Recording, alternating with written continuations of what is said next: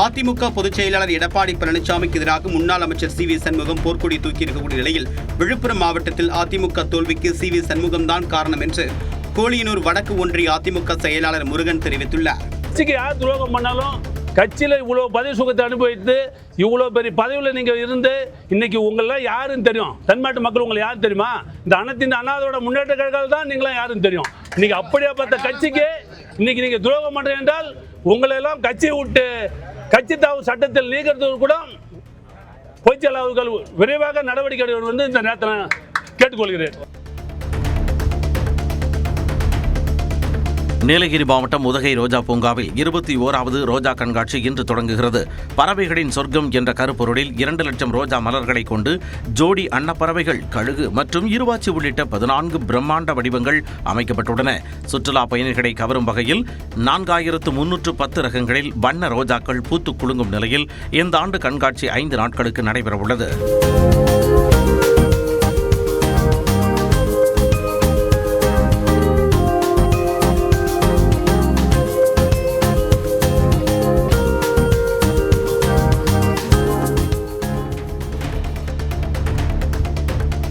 திருச்சி மாவட்டம் துறையூர் அருகே உள்ள புகழ்பெற்ற புளியஞ்சோலை சுற்றுலா தலத்தில் கோடை விடுமுறையை முன்னிட்டு சுற்றுலா பயணிகளின் வருகை நாளுக்கு நாள் அதிகரித்து வருகிறது. கொல்லிமலை அடிவாரத்தில் அமைந்துள்ள இந்த இயற்கை எழில் கொஞ்சம் இடத்தில் அருவி மற்றும் நீரோடைகளில் சுற்றுலா பயணிகள் ஆனந்த குளியல் போட்டு மகிழ்ந்து வருகின்றனர்.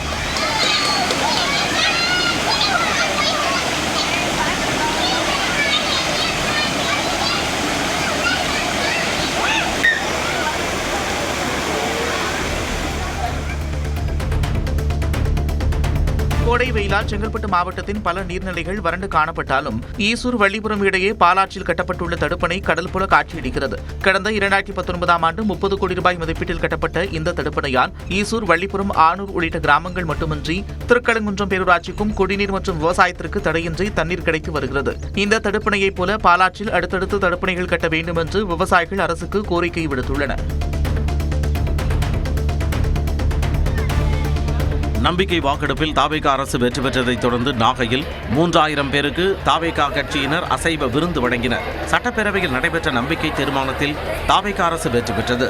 இந்நிலையில் இதனை கொண்டாடும் விதமாக நாகை மாவட்டம் சம்பாத்தோட்டம் பகுதியில் அக்கட்சியினர் 3000 பேருக்கு சுட சுட அசைவ விருந்து வழங்கினர்.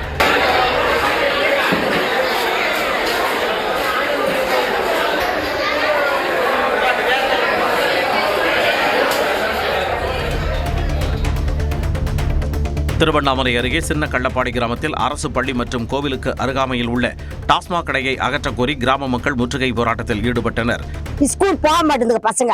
அந்த பசங்க என்ன பண்ணுது, அந்த பாட்டில் கிடக்கிறத இவங்க என்ன எப்படி சாப்பிடறாங்கிறதுக்கு டெஸ்ட் பண்ணுறதுக்கு அந்த பாட்டில் கிடக்கிறத அவரை கொஞ்சம் ஊற்றி அந்த பசங்க குடிச்சிட்டு அதுங்க வருதுங்க வீட்டுக்கு சண்டைக்கு. 2 வார காலத்திற்குள் கடை அகற்றப்படும் என வட்டாட்சியர் உறுதியளிக்கப்பட்டதைத் தொடர்ந்து போராட்டம் கைவிடப்பட்டது. சேலம் மாவட்டம் தேக்கம்பட்டி பகுதியில் 100 அடி ஆழமுள்ள கிணற்றில் விழுந்த காட்டெருமையை மீட்க வனத்துறையினர் மற்றும் தீயணைப்பு மீட்புத் துறையினர் கடுமையாக போராடினர். காட்டெருமைக்கு மயக்க ஊசி செலுத்தி பின் கிரேன் உதவியுடன் மீட்டனர். தொடர்ந்து காட்டெருமைக்கு முதல் உதவி சிகிச்சை அளித்து வனப்பகுதியில் விடுவித்தனர். வேலூர் மாவட்டம் அணைக்கட்டு அருகே உள்ள வேலங்காடு கிராமத்தில் பொற்கொடியம்மன் ஆலயத்தில் புகழ்பெற்ற புஷ்பரத ஏரி திருவிழா வெகு விமர்சையாக நடைபெற்றது. விவசாயம் செழிக்கவும் கால்நடைகள் நலம் பெறவும் வேண்டி அலங்கரிக்கப்பட்ட அம்மன் ரதத்தை தோளில் சுமந்து பக்தர்கள் ஊர்வலமாக சென்றனர். வேண்டுதல் நிறைவேறிய பக்தர்கள் பொம்மைகளை காணிக்கையாக செலுத்தியும் ஏரிக்குள் மாட்டு வண்டிகளில் கூடாரம் அமைத்து தங்கியும் இந்த தனித்துவமான வழிபாட்டு முறையை உற்சாகமாக கொண்டாடினர்.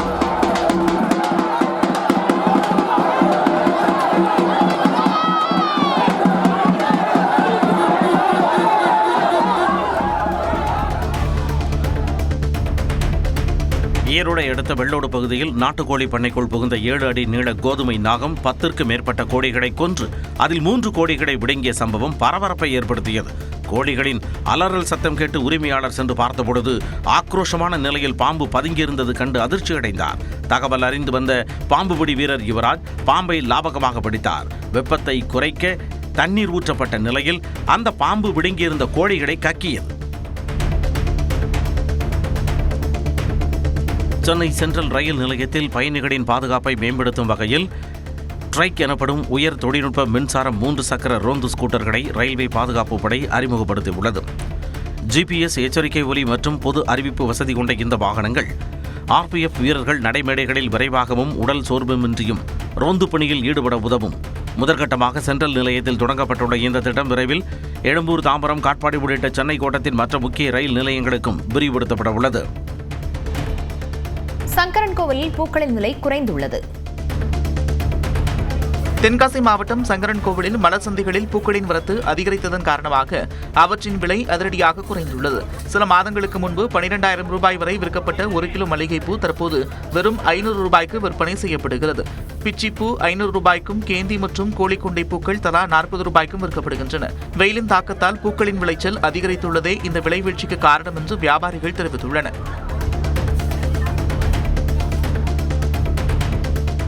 லஞ்ச வழக்கில் சிக்கிய அரசு ஊழியர்களை நீண்ட காலத்திற்கு பணியிடை நீக்கம் செய்து அவர்களுக்கு 75% சம்பளத்தை படிப்பூதியமாக வழங்குவது அரசு கருவூலத்திற்கு இழப்பை ஏற்படுத்தும் என்று உயர்நீதிமன்ற மதுரை கிளை கருத்து தெரிவித்துள்ளது.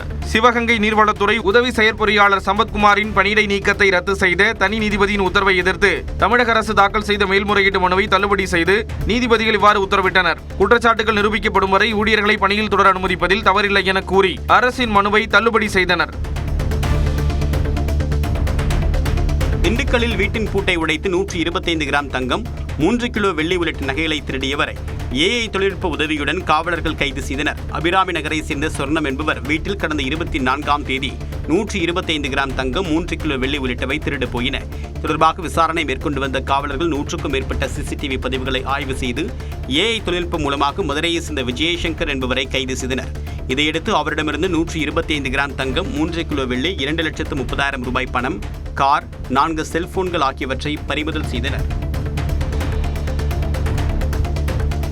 கிருஷ்ணகிரி மாவட்டம் போச்சம்பட்டியில் உள்ள வேளாண்மை கூட்டுறவு விற்பனை சங்கத்தில் கொப்பரை தேங்காய் ஏலம் தொடங்கியது. சுற்றுவட்டார கிராமங்களைச் சேர்ந்த தென்னை விவசாயிகள் கொண்டு வந்த கொப்பரை தேங்காய்களை கொள்முதல் செய்ய பல்வேறு பகுதிகளில் இருந்து ஏராளமான வியாபாரிகள் பங்கேற்றனர். சுமார் 18 டன் கொப்பரை தேங்காய்கள் விற்பனைக்காக கொண்டு வரப்பட்ட நிலையில் 1 கிலோ குறைந்தபட்சம் 40 ரூபாய் முதல் அதிகபட்சமாக 141 ரூபாய் வரை விலை போனது.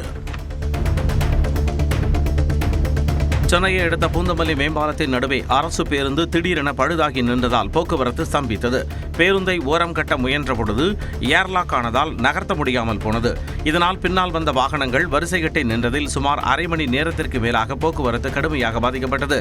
வேலைக்கு செல்வோர் மற்றும் பொதுமக்கள் பேருந்துகளில் இருந்து கீழே இறங்கி நீண்ட தூரம் நடந்தே பேருந்து நிலையத்திற்கு சென்றனர்.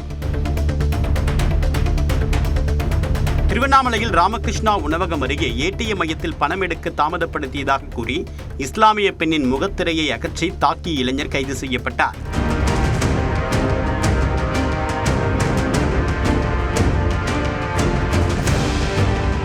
அவினாஷ் என்பவர் மீது 4 பிரிவுகளின் கீழ் வழக்கு பதிவு செய்து அவர் சிறையில் அடைக்கப்பட்டார். உதகையில் உள்ள சர்வதேச தரம் வாய்ந்த கோல்ஃப் மைதானத்தில் கோடை விடுமுறையை முன்னிட்டு சிறுவர் மற்றும் சிறுமியருக்கான சிறப்பு பயிற்சி முகாம் நடைபெற்றது. வசதி படைத்தவர்களுக்கு மட்டுமேயான விளையாட்டு என்ற எண்ணத்தை மாற்றி அனைத்து தரப்பு மாணவர்களும் தேசிய அளவில் பங்கேற்கும் நோக்கில் இந்த பயிற்சி வழங்கப்பட்டது. பல்வேறு மாநிலங்களில் இருந்து வருகை தந்த 70க்கும் மேற்பட்ட சிறுவர் சிறுமியர் உதகையின் குளிரையும் பொருட்படுத்தாமல் மிகுந்த ஆர்வத்துடன் பயிற்சியில் ஈடுபட்டனர். சேலம் அருகே தன்னுடைய மனைவியின் காதலன் என்று நினைத்து தவறுதலாக தறி தொழிலாளியை வெட்டிய கணவன் உட்பட 4 பேரை போலீசார் கைது செய்துள்ளனர்.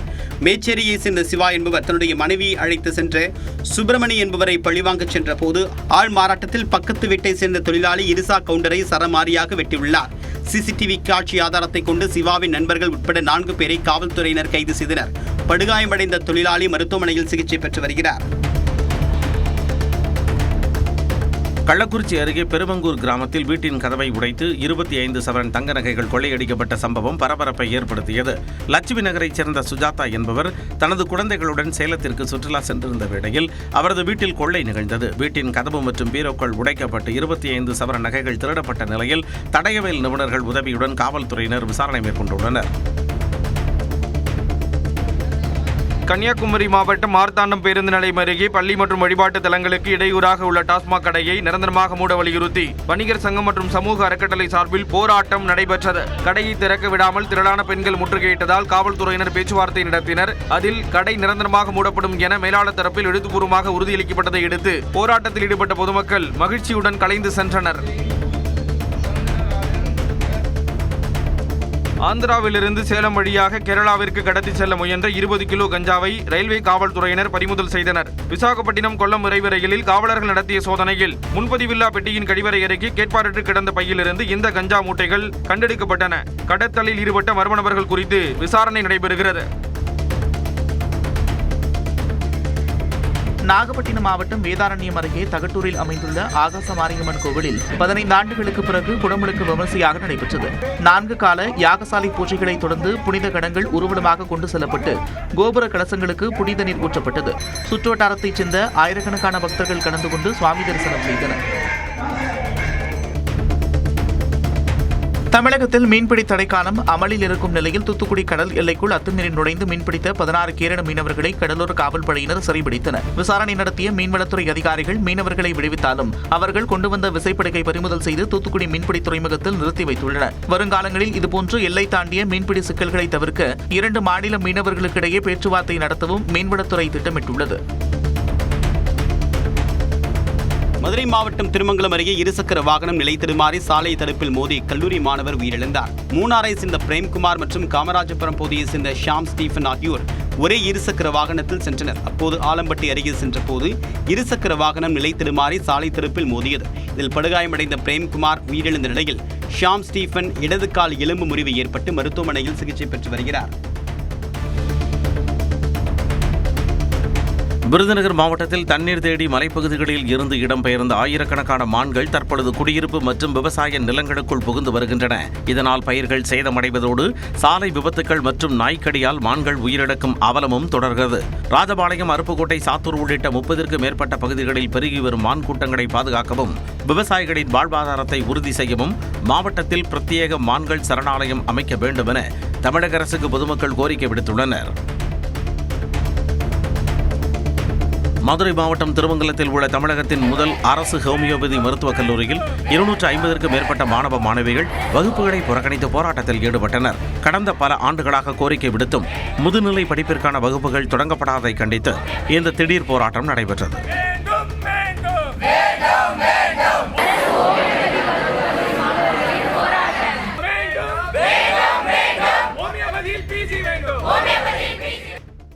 அதிமுகவில் பிளவு ஏற்பட்டுள்ள நிலையில் இந்த குழப்பங்களுக்கு யார் காரணம் என்பன உள்ளிட்ட பல்வேறு விமர்சனங்களுக்கு அக்கட்சியின் பொதுச் செயலாளர் எடப்பாடி பழனிசாமி தரப்பும் போட்டி தரப்பும் தெரிவித்த விளக்கங்களை பார்க்கலாம்.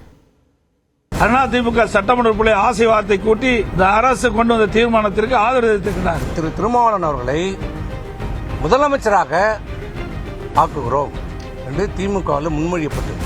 எல்லாத்தையும் வெளியே அனுப்பிட்டே இருந்தா எப்படி சரியா இருக்கும்? எண்ணிக்கை அதிகமா இருக்குங்கிறதுக்காக அவர் தலைவராயிட முடியாது. நான் சேர்க்க முயற்சி பண்ணி தான் நான் திரும்ப சொல்றேன், இது செல்லாது. அதனால அது எதை பற்றி கவலைப்படாது. தமிழக வெற்றி கழக தலைமையில் ஆட்சி அமைக்கப்பட்டுகின்றது. அந்த ஆட்சியிலே இடம்பெறுவதற்கு ஒரு குறிப்பிட்ட அமைச்சர்கள், அதாவது சுமார் 6 அமைச்சர்கள் கொடுக்கின்றார்கள், 10 வாரி தலைவர் கொடுப்பதாக அவர்களிடத்தில் இருந்த அதிமுக சட்டமன்ற ஆசை வார்த்தை கூட்டி அந்த அடிப்படையிலே இன்றைக்கு சட்டமன்றத்திலே ஓட்டெடுப்பிலே அவர்கள் இந்த அரசு கொண்டு வந்த தீர்மானத்திற்கு ஆதரவு தெரிவித்திருக்கிறார்கள். கழகத்தினுடைய தொண்டர்கள், நிர்வாகிகள், கூட்டணி கட்சி தலைவர், நிர்வாகிகள் தேர்தல் நேரத்திலே பிரச்சாரத்தை செய்து அதன் மூலமாகத்தான் அவர்கள் வெற்றி பெற்றிருக்கின்றார்கள். அப்படி வெற்றி பெற்ற கட்சிக்கு எங்களுடைய அனைத்து இந்திய அண்ணா திராவிட முன்னேற்ற கழகத்திற்கு விசுவாசமாக இல்லாமல் அடையாளம் காட்டப்பட்ட கட்சிக்கு துரோகம் விளைவித்தவர்கள் இவர்கள். ஏதோ அனைத்து இந்திய அண்ணா திராவிட முன்னேற்றத்தில் இருக்கிற சில முன்னாள் அமைச்சர்கள் பதவி ஆசைக்காக இன்றைக்கு ஆளும் கட்சியோடு ஆதரவாக வாக்களித்திருக்கிறார்கள் என்று. யாருக்கு பதவி ஆசை, யாருக்கு என்பதை அவர் மனசாட்சியை தொட்டு சொல்ல வேண்டும். நான் சொல்றேன், உங்களுக்கும் புள்ள இருக்குது, எனக்கும் புள்ள இருக்கிறான். உங்களுக்கு தைரியம் இருந்தால் வாங்க, என் புள்ளைய கொண்டாந்து நிறுத்துறேன், உன் புள்ளைய கொண்டாந்து விட்டா என் புள்ள மேல தலை மேல சத்தியம் அடிச்சு சொல்றேன், நீங்கள் சொன்னது என்ன? ஏன்னா அவர் இந்த அளவுக்கு எங்களை குற்றச்சாட்டாரு. பதவிக்காக நாங்கள் ஒரு அமைச்சர் பதவிக்காக எல்லாம் போகிறோம். அப்போ இவரு என்ன சன்னியாசம், இவரு என்ன இதுக்கு வந்த அரசியல் செய்கிறவங்க எல்லாமே பதவிக்கு வரணும் தான் நினைப்பாங்க. இது இப்போ இவர் மட்டும் எதுக்கு இருக்கிறாரு? இன்னைக்கு ஒரு பொதுச் செயலாளர், இன்றைக்கு சட்டமன்ற உறுப்பினராக தேர்ந்தெடுக்கப்பட்ட சட்டமன்ற கட்சி தலைவர், அவர்தான் விப்ப கொறடாவை நியமிக்க முடியும். அப்படி நியமிக்கப்பட்ட கொறடா தான் எங்கள் அனைத்து இந்திய அண்ணா திராவிட முன்னேற்ற கழக சட்டமன்ற உறுப்பினர்களுக்கு இன்றைக்கு நம்பிக்கை ஒரு தீர்மானம் வருகின்ற பொழுது அதை எதிர்த்து வாக்களிக்க வேண்டும் என்று முழுமையான தகவல் கொடுக்கப்பட்ட பிறகும் அவள் எதிர்த்து வாக்களிக்க என்று சொன்னால் அங்கே குதிரை பேரம் நடைபெற்றுக் கொண்டுதான் பலர் தகவல் பரவுகிறது, பேசப்பட்டு வருகிறது. உண்மையிலேயே தூய்மையான ஆட்சி நடத்துவோம் என்று சொல்லிவிட்டு இதற்கெல்லாம் இடமளிக்கின்றார்கள் என்று பார்க்கின்ற பொழுது மக்கள் தான் இதற்கு நல்ல முடிவை கட்ட வேண்டும் என்று இந்த நேரத்தில் தெரிவிக்க விரும்புகின்றேன். அவர்கள் கொடுத்திருக்கிற கடிதம் போலியான கடிதம். அவர் சொல்லியிருக்கிற கூட்டம் நடைபெறவில்லை. அதில் போட்டிருக்கிற கையெழுத்து உண்மை இல்லை. அங்கேயும் கையெழுத்து போட்டிருக்கிறார்கள், எங்களிலும் கையெழுத்து போட்டிருக்க இரட்டை டபுள் என்ட்ரி இருக்கிறது. இதை நீங்கள் முழுமையாக விசாரணை செய்யப்பட வேண்டும், ஆய்வு செய்யப்பட வேண்டும், நடவடிக்கை எடுக்க வேண்டும் என்று சொல்லியிருக்கிறோம். இப்போ அதன் அடிப்படையிலே 2 கடிதத்தின் மீதும் இதுவரை நடவடிக்கை இல்லை, யாரையும் அங்கீகரிக்கவில்லை. அனைத்து இந்திய அண்ணா திராவிட முன்னேற்ற கழகத்தின் சார்பாக யாரும், இந்த பக்கம் எடப்பாடி பழனிசாமியும் அங்கீகரிக்கப்படவில்லை, இந்த பக்கம் வேலுமணி அவர்கள் 2 பதவிகளும் இன்னும் சட்டமன்ற சபாநாயகராலே அறிவிக்கப்படவில்லை. கொறடா அங்கீகரிக்கப்படவில்லை. அப்ப அங்கீகரிக்கப்படாத போது அங்கீகரிக்கப்படாத ஒரு கொறடா உத்தரவு எப்படி சொல்லும்? செல்லாது. யாருக்கு பெரும்பான்மை சட்டமன்ற உறுப்பினராக இருக்கும் என்பதை முடிவு செய்ய வேண்டிய அதிகாரம் இன்றைக்கு சபாநாயகர் இடத்துல இருக்கிறது. இப்ப அவர் இடத்துல தான் இருக்குது. இப்ப முடிவு அவர் தான் சொல்லணும். யாருக்கு பெரும்பான்மை சட்டமன்ற உறுப்பினர் இருக்கிறார்களோ அவர் தான் அங்கீகரிக்கப்படுவார். அதான் எங்களுடைய அனைத்து இந்திய அண்ணா திராவிட முன்னேற்ற கழகம் தோன்றியதே எதிர்ப்புல தான் தோன்றுச்சு. அப்படி இருக்கும்போது நாங்க எப்படி செய்வோம்? அதுக்கு வேற ஒன்று கிடைக்கல, வேற எந்த ஒரு காரணமும் கிடைக்கல. இப்படி காரணத்தை சொல்லி மக்களிடத்தில் ஒரு தவறான செய்தி சொல்லி, நிர்வாகிகளிடத்தில் தவறான செய்தி சொல்லி, அவர்கள் இந்த தமிழக வெற்றி கழக அமைச்சரவையில் இடம்பெற வேண்டும் என்ற ஆசையில சொல்லுகின்ற வார்த்தை. அனைத்து இந்திய அண்ணா திராவிட முன்னேற்ற கழகத்தை பொறுத்த வரைக்கும் யாருடையும் நாங்கள் எங்களுடைய கூட்டணியை தவிர்த்து வேறு யாரிடமும் பேச்சுவார்த்தை நடத்தவில்லை. 100% திராவிட முன்னேற்ற பேச்சுவார்த்தை நடத்தவில்லை. 4ஆம் தேதி தேர்தல் முடிந்து வெற்றி பெற்ற சான்றிதழ் வாங்குறோம். நான் 6:30 மணிக்கு வாங்குறேன். வாங்கிட்டு உடனே வீட்டில் கொடுத்துட்டு சென்னைக்கு கிளம்பிட்டேன். வந்து கொண்டே இருக்கிறேன். ஒரு 7:30 மணி இருக்கும் நான் செங்கல்பேட்டை தாண்டும் போது. யார் என்று பேரெல்லாம் கேட்காதீங்க, அதெல்லாம் கேட்காதீங்க, சொல்ல மாட்டேன். திமுகவில் இருந்து 2 முன்னாள் அமைச்சர்கள் எங்க லைனுக்கு வர்றாரு. என்னடா இவங்களுக்கு சம்பந்தமே இல்லையே, நம்ம கூட வராங்க. முதல்ல நம்பர் தெரியாம எடுத்துட்டேன். நான் தான் பேசுறேன். என்ன பார்த்து நல்ல பதிவை வாங்கிக்கணும் வாங்க. நம்ம தோத்துட்டோம், என்ன நல்ல அமைச்சர், என்னமோ பேசுறாரு, ஒன்னும் புரியல விட்டேன். அப்புறம் இன்னொரு அமைச்சர் வராரு. இல்ல என்னன்னா நான் 5 வருஷமா கண்டுக்கல, இப்பதான் போன் பண்ணீங்களேன்னு கேட்டேன். இல்ல எல்லாம் நல்லபடியா போகுது, எல்லாம் நல்லா பாத்துங்க, நல்லா அமைச்சர் என்னமோ சொல்றாங்க, எனக்கு ஒன்னும் புரியல. நாங்க தோல்வி இதுல அந்த சங்கடத்துல விட்டுட்டோம். நைட்டு வந்துட்டோம். காலையில தான் இதனுடைய விஷயமே எங்களுக்கு புரியுது. காலையில எங்களுக்கு செய்தி வருகிறது, பொய்ச்சாளர் என்னன்னு பேசுகிறாரு, நம்ம ஆட்சி அமைக்கிறோம். என்ன சொல்றீங்க? திமுக நமக்கு ஆதரவு தருகிறது, வெளியிலிருந்து ஆதரவு தருகிறார்கள். நான் டெல்லியில பேசிட்டேன், எல்லாம் முடிஞ்சிருச்சு. திமுக ஆட்சியில பங்கேற்கல, அவங்க வெளியிலிருந்து நமக்கு ஆதரவு தருகிறாங்க. அந்த கூட்டணியில் இருக்கிறவங்களுக்கு மட்டும் ஒரு அமைச்சர் கொடுங்க, மீதி எல்லாம் நீங்க எடுத்துங்க, நமக்கு ஒரு 25 அமைச்சர்கள் கிடைக்கும். நான் கேட்டேன், இது எப்படி? நான் அந்த இயக்கத்தில் சட்டமன்ற உறுப்பினரா, நாடாளுமன்ற உறுப்பினரா, அமைச்சரா, ஏன் இந்த மிகப்பெரிய தமிழ்நாட்டினுடைய முதலமைச்சரா, இந்த கட்சியினுடைய பொதுச்செயலாளராக இருக்கிற இவர் 54 ஆண்டு காலம், ஒரு தலைமுறை இல்லை, 2 தலைமுறை இல்லை, 3 தலைமுறையாக எங்க அப்பா மாவட்ட செயலாளர் எம்பி, இப்ப நான் இருக்கிறேன். அதே மாதிரி இவருடைய அப்பா சேர்மன். இவங்க எல்லாருமே இங்க இருக்கிற பெரும்பாலும் பாத்தீங்கன்னா ஒரு தலைமுறை 2 தலைமுறை. இதுவரைக்கும் திமுக எதிர்த்து நாங்கள் அரசியல் செய்து கொண்டிருக்கிறோம். இப்படி பார்த்த எங்களை திமுக ஆதரவோடு ஆட்சி அமையும் என்று நீங்க எப்படி சொல்றீங்க? இது என்ன நியாயம் என்று கேட்டேன். இல்லப்பா, எல்லாரும் இருந்தோம், வெல்மணி இருந்தோம், அங்க இருந்தோம், எல்லாரும் இருக்கிறோம். இன்னைக்கு சொல்லலாம், ஏன் KP முனுசாமி இருந்தார், அவர் உடனே அதுக்கு ஆமான்ட்டார். அது வேற. எது உடனே அதுக்கு ஒத்துக்கிட்டாரு. ஆமா கரெக்ட் தான், பண்ணுங்கன்றார். அது வேற. நாங்க எல்லாரும் இருந்தோம். இது எப்படி நியாயம்? இது எப்படி மனசாட்சி நம்ம ஏத்துக்க? மக்கள் ஏத்துப்பாங்களா? மக்கள் விடுப்பா, அதெல்லாம் பாத்துப்பாங்க. ஏன்னா தொண்டர்கள்லாம் ஏத்துப்பாங்களா? தொண்டரை நம்ம செஞ்சு நல்லா சரியாயிடுவாங்கப்பா. ஏன்னா நம்ம மனசாட்சி ஏத்துக்குமான்னு கேட்டேன். கனவுல கூட எங்களுக்கு வரக்கூடாது. அதிமுக காரவங்களுக்கு கனவுல கூட வரக்கூடாது திமுகவோட அலையன்ஸ் போடுறதுங்கிறது. அதை விட தவறான விஷயம் வேற எதுவுமே கிடையாது. நான்லாம் அந்த சேதி காதில் விழுந்த உடனே 4 நாளாக சாப்பிட்டு 4 நாளாச்சு. தூக்கம் இல்லை எனக்கு. எப்படியெல்லாம் வளர்த்து வந்த கட்சி இது. நெருப்பாற்றில் நீந்தி நாங்கள் கரையில் ஏறினோம். நாங்கள் அப்படி இருக்கும்போது அவங்களோட போய் கை கோக்கிறதா? இன்றைக்கு ஒவ்வொரு கட்சியும் ஒவ்வொரு சூழ்நிலையிலே வெற்றி பெறுவதும் வெற்றி வாய்ப்பு இழப்பதும் இயல்பானது ஒன்றுதான். ஏதோ அனைத்து இந்திய அண்ணா திராவிட முன்னேற்ற கழகத்துக்கு மட்டும் நிகழ்ந்ததல்ல. 1991 திராவிட முன்னேற்ற கழகம் வரல, 1996 அதிமுக வரல, 2001 இன்றைக்கு அதிமுக ஆட்சி, 2006 திமுக ஆட்சி. இப்படி மாறி மாறி ஆட்சி வரும். இன்றைய தினம் இன்னைக்கு தமிழக வெற்றி கழகம் வெற்றி பெற்று ஆட்சி அமைச்சிருக்குது. இந்த சூழ்நிலையில கூட அதிமுக 47 இடங்கள் வெற்றி பெற்று சொன்னால் இது மிகப்பெரிய வெற்றி. அதிமுக இந்த தேர்தலில் படுதோல்வி அடைஞ்சிருக்கிறது. ஆனா அதை ஏத்துக்க மனமில்லாத இன்னைக்கு சொல்கிறார் மிகப்பெரிய வெற்றின்றார். 47 தொகுதியை ஜெயிச்சது மிகப்பெரிய வெற்றின்னு சொல்றார். இப்படிப்பட்டவரை பொதுச் செயலாளராக வச்சிருந்தா என்ன பண்ண முடியும்? இது வெற்றியா? மிகப்பெரிய தோல்வி சொல்றார். வெற்றி பெற்றிருக்கிறோம் சொல்றார். ஆனா இதே அம்மா 96 சட்டமன்ற தேர்தலில் தோல்வி அடைஞ்சாங்க. தைரியமா சொன்னாங்க, இந்த தோல்விக்கு நான் பொறுப்பேற்றுக் கொள்கிறேன் என்று சொன்னாங்க. அவங்க அம்மா, அவங்க பொதுச் செயலாளர், ஆண்மை மிக்கவர், ஆளுமை மிக்கவர். வெற்றியும் கொண்டாடணும், தோல்வி வந்தா அந்த தோல்வி ஏற்றுக்கிற மனப்பக்குவம் இருக்கணும். அந்த மனப்பக்குவம் இன்னி வரைக்கும் அவர்கிட்ட கிடையாது. 19 தோத்தோம், 21 தோத்தோம், 24 தோத்தோம், 26 தோத்துருவோம். இன்னி வரை எந்த தோல்விக்கும் பொறுப்பேற்கவில்லை அவர்.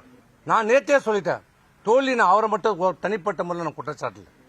இந்த தோல்வி எல்லாருக்கும் பங்கு இருக்குது, நாங்களும் ஒத்துக்கிறோம், எங்க எல்லாருக்கும் பங்கு இருக்குது. ஆனா அந்த உண்மையை ஏற்றுக்கொள்ள அவர் மறுக்கிறார். கட்சியை சீர்திருத்தத்துக்கு அவர் ஒத்துழைப்பு இல்லை. 2021 கடுமையான போட்டிகள் இருந்த பொழுது கூட 75 இடங்களை அண்ணன் எடப்பாடியார் தலைமையிலே அமைக்கப்பட்ட கூட்டணியின் சார்பிலே வெற்றி பெற்றது.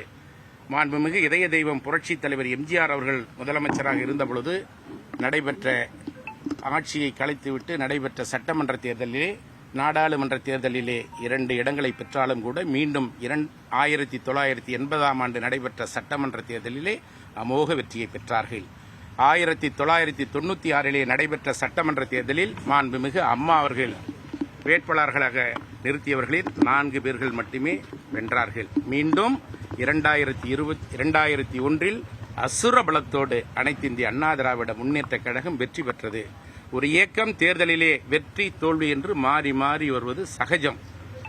இதற்காக தலைமையின் மீது குற்றம் சொல்லக்கூடாது. இன்றைக்கு இவர்கள் சொல்லுகிறார்கள், திரு திருமாவளவன் அவர்களை முதலமைச்சராக ஆக்குகிறோம் என்று திமுகவால் முன்மொழியப்பட்டது. அவர் மட்டும் முதலமைச்சர், மீதி அனைத்து அமைச்சர் பதவியிலும் அண்ணா திமுக எடுத்துக்கொள்ள வேண்டும்.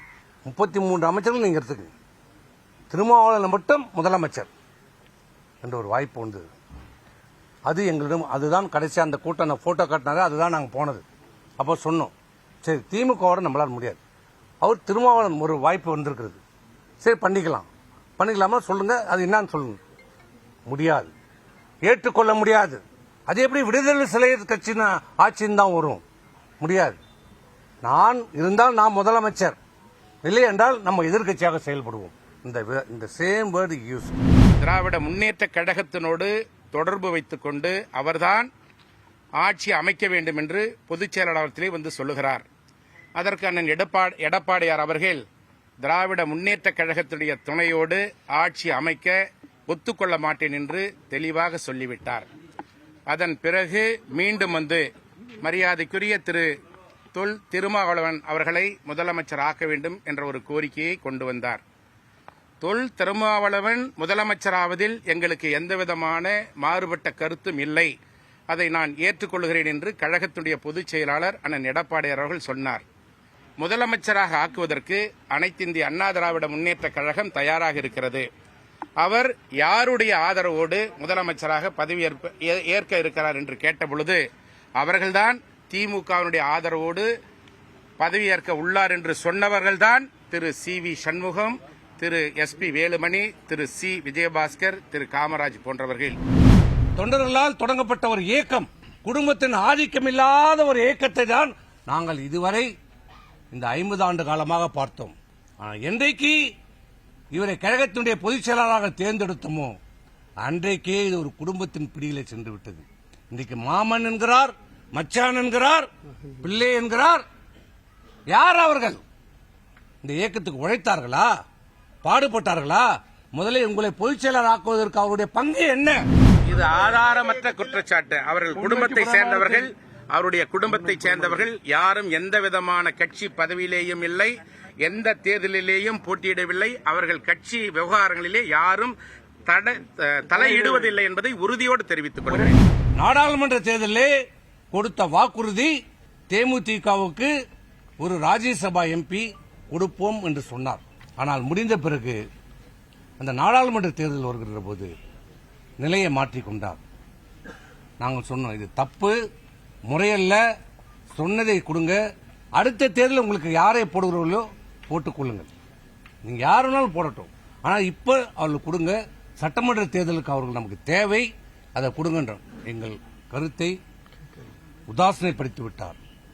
அவர் கொடுத்த வாக்கையும் காப்பாற்றவில்லை. அதனால் அவர்கள் எங்கள் மீது மிக வருத்தம். அந்த வருத்தம் கடைசி வரைக்கும் அவர்கள் கூட்டணி வெளியேறுவதற்கான காரணமாக அமைந்து விட்டது. அண்ணன் எடப்பாடியார் அவர்கள் ஒரு சீட்டு வழங்குவதாக சொன்னது உண்மை. 2026 காலியாக இருக்கின்ற நாடாளுமன்ற மேலவைத் தேர்தலிலே உங்களுக்கு வாய்ப்பு வழங்குகிறோம் என்று சொன்னார். அதற்கான கடிதமும் மரியாதைக்குரிய திருமதி பிரேமலதா விஜயகாந்த் அவர்களும் அண்ணன் எடப்பாடியார்களும் கையெழுத்திட்ட கடிதம் தலைமை கழகத்தில் இருக்கிறது. அதிலே 2026 ஏற்படுகின்ற காலி இடத்திலே அவர்களுக்கு வாய்ப்பு வழங்குவதாக சொல்லப்பட்டது. அதற்குள்ளாக அவர்கள் அவசரப்பட்டு அனைத்து இந்திய அண்ணா திராவிட முன்னேற்ற கழக செயற்குழுவிலே எடுக்கப்பட்ட முடிவு பாரதிய ஜனதாவோடு கூட்டணி இல்லை என்பது. ஆனால் தன்னிச்சையாக செயற்குழுவில் எடுக்கப்பட்ட முடிவை தன்னிச்சையாக யாரையும் கலந்தாலோசிக்காமல் என்ன நோக்கத்திற்காகவோ என்ன காரணத்திற்காகவோ தெரியவில்லை. ஏன் கூட்டணி வைத்தீர்கள், எதற்காக வைத்தீர்கள், என்ன காரணம் இன்று வரை சொல்லவில்லை. அண்ணன் எடப்பாடியார் அவர்கள் தன்னிச்சையாக எடுத்த முடிவின் காரணமாகத்தான் இந்த இயக்கம் தோல்வி கண்டது என்று சொல்லுகிறார்கள். இது அப்பட்டமான பொய், தவறான செய்தி என்பதை இந்த நேரத்திலே நான் தெரிவித்துக் கொள்ள கடமைப்பட்டிருக்கிறேன். அந்தந்த மாவட்டங்களில் இருக்கின்ற மாவட்ட செயலாளர்கள் பரிந்துரையின் பேரிலேதான் சட்டமன்ற வேட்பாளர்களை அண்ணன் எடப்பாடியார் அவர்கள் அறிவித்தார்கள் என்பதை இந்த நேரத்திலே நான் உறுதியோடு சொல்லிக்கொள்ள கடமைப்பட்டிருக்கிறேன்.